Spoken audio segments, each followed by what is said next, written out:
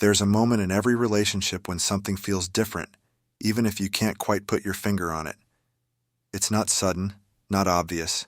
It creeps in slowly, like a shadow in the background that you don't notice until it's looming over everything. For me, it began with small changes. My wife Sophia and I had been married for 8 years. We'd built a life together, shared dreams, and planned for a future I thought we'd navigate as partners. But then, almost imperceptibly, things began to shift. At first I brushed it off. Sophia seemed tired all the time, distracted even. When we talked, her responses felt rushed, as if she couldn't wait to end the conversation. Her laughter, once so warm and infectious, now felt hollow. I noticed how often she avoided my gaze when we spoke, how her hand barely brushed mine anymore. I asked her if everything was okay, and she would sigh, brushing off my concerns with excuses. She'd say, or, "I've been so stressed lately." And I believed her, because I wanted to believe her. Then came the late nights. At first they were sporadic. 1 or 2 evenings when she'd come home late, citing a work dinner or a last-minute catch-up with friends.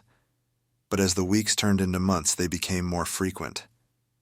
"Don't wait up for me," she'd text, or, "I'm grabbing drinks with the team after a long day." Her tone was casual, her words convincing. Yet something about it didn't sit right. The first real red flag came one night when she returned home, wearing a faint but unfamiliar scent. It wasn't her usual perfume. It was something else, something distinctly masculine. I asked her about it, trying to sound nonchalant. "What's that smell?" I said, my voice steady despite the knot forming in my stomach. For a moment she froze. It was subtle, but I saw it, a flicker of panic in her eyes. Then she laughed, a nervous, stilted sound. "Oh, that?" she said, waving it off. "One of the waiters spilled cologne on me while clearing the table. It was so embarrassing." Her laugh felt forced, her explanation rehearsed. I smiled, pretending to accept her answer, but my mind wouldn't let it go. That night, as I lay beside her staring at the ceiling, my thoughts raced. Was I imagining things? Was I being paranoid? Or was there something she wasn't telling me? Over the next few weeks, the distance between us grew. Sophia became increasingly secretive, spending more time on her phone, always tilting the screen away from me. She started locking her devices, something she'd never done before. When I asked her about it, she snapped at me, accusing me of not trusting her. "Why are you acting like this?" she said, her tone sharp. "Do you think I'm hiding something?" Her defensiveness caught me off guard, but I didn't push further. I didn't want to believe the worst, but the worst was exactly what I found. One evening while she was in the shower, I saw her phone on the nightstand. My hands trembled as I picked it up. I knew it was a betrayal of trust, but the nagging feeling in my gut had grown too strong to ignore.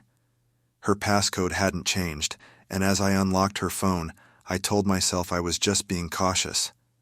I couldn't have prepared myself for what I found. The messages were there, hidden under the name Rebecca, but the content left no room for doubt. "I miss you," one message read.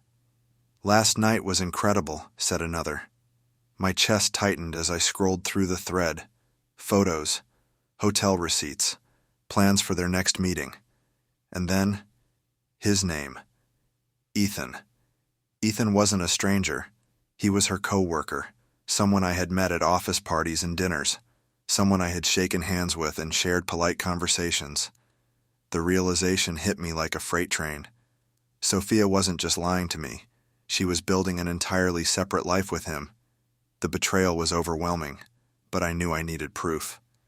Over the next few days, I gathered every piece of evidence I could find. I synced her phone to my laptop, downloaded her messages, and tracked her location. Each discovery confirmed my worst fears. Her work dinners coincided with Ethan's free evenings. Her girls' nights matched up with hotel bookings downtown. It was all there, plain as day. When I finally confronted her, I felt oddly calm. I waited for her to come home one evening, my laptop open on the table with the evidence displayed. As she walked through the door, I looked her in the eye and asked, "Where were you tonight?" She hesitated for a moment before answering. Out with friends.